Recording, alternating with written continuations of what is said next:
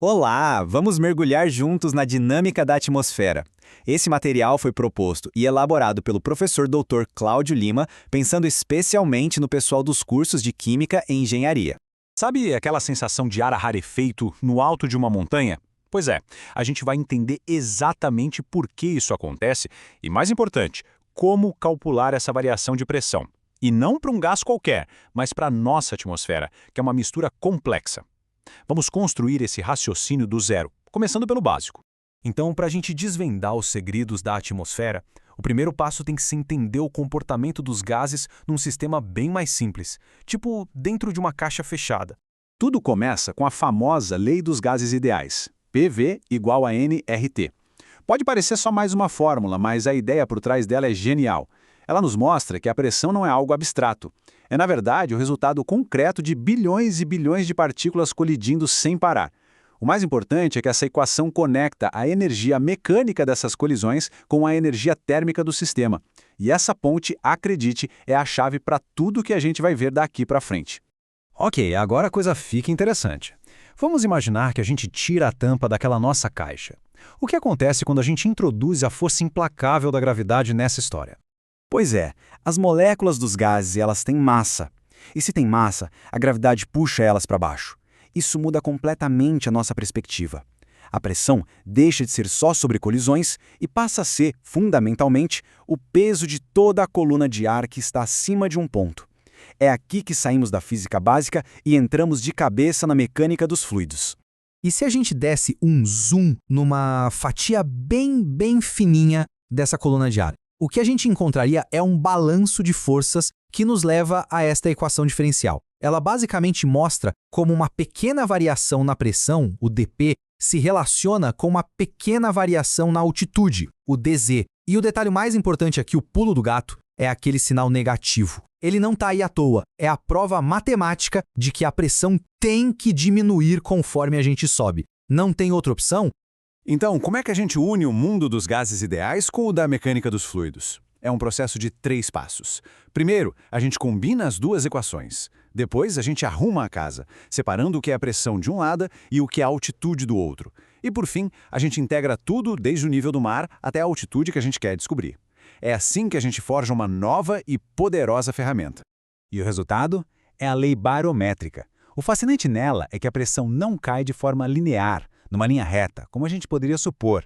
Não, ela decai de forma exponencial. E perceba como cada variável ali, massa molar, temperatura, gravidade, desempenha um papel crucial em definir o formato exato dessa curva de decaimento. Muito bem, até aqui a gente considerou um gás puro.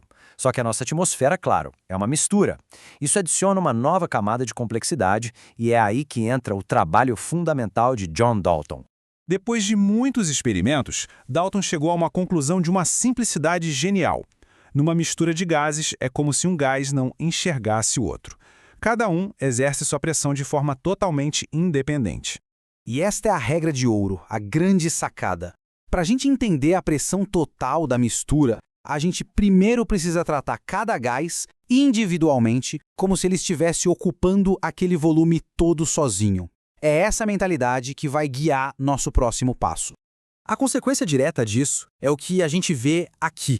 A pressão parcial de cada gás, ou seja, a contribuição dele para a pressão total, é diretamente proporcional à sua fração molar. Traduzindo, se o nitrogênio compõe 78% das moléculas do ar, ele é responsável por 78% da pressão total. Simples assim. A pressão é distribuída de acordo com a abundância de cada componente.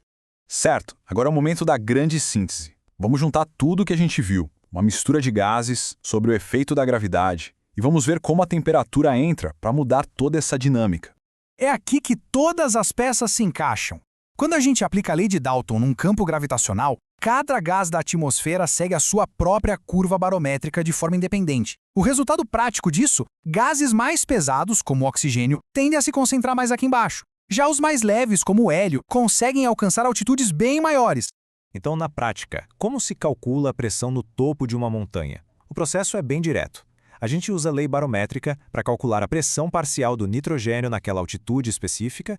Depois, a gente faz a mesmíssima coisa para o oxigênio. E no final, é só somar os dois resultados. É a lei de Dalton aplicada na veia. E a temperatura, qual o papel dela nisso tudo? Bom, ela muda as regras do jogo. Olha só essa comparação. Na atmosfera fria, à esquerda, a pressão despenca muito rápido com a altitude. Já na atmosfera quente, à direita, os gases têm mais energia, se expandem e conseguem empurrar e sustentar a pressão em altitudes bem mais elevadas. Ou seja, uma atmosfera mais quente é literalmente uma atmosfera mais alta. Uma ótima forma de pensar nisso é que a temperatura funciona como uma força que luta contra a gravidade. De um lado, a gente tem o peso e a gravidade, o tal do mgz, esmagando tudo para baixo. Do outro, a gente tem a energia térmica, o RT, empurrando as moléculas para cima, agitando tudo. É o equilíbrio dessa batalha que define a altura e a estrutura da nossa atmosfera. Ufa! Foi uma jornada e tanto, né? Vamos dar uma pequena pausa para recapitular o caminho lógico que a gente percorreu, desde uma simples caixa com gás até a complexidade real da atmosfera terrestre. A gente passou por 3 estágios fundamentais. Primeiro, entendemos a lei dos gases ideais como um motor térmico. Depois, vimos a batalha de forças entre a gravidade, que puxa para baixo, e a temperatura, que empurra para cima. E por fim, com a lei de Dalton, vimos como diferentes gases coexistem nesse campo de batalha, cada um lutando sua própria luta. São esses 3 pilares que, juntos, formam o nosso modelo da pressão atmosférica. E para encerrar, é importante reforçar que toda essa análise foi proposta e criada com base no material, nos dados e nos textos do professor Dr. Cláudio Lima. Entender como esses princípios se conectam não é só um exercício acadêmico, é a base para compreender a fisicoquímica e as ciências atmosféricas que regem o nosso planeta.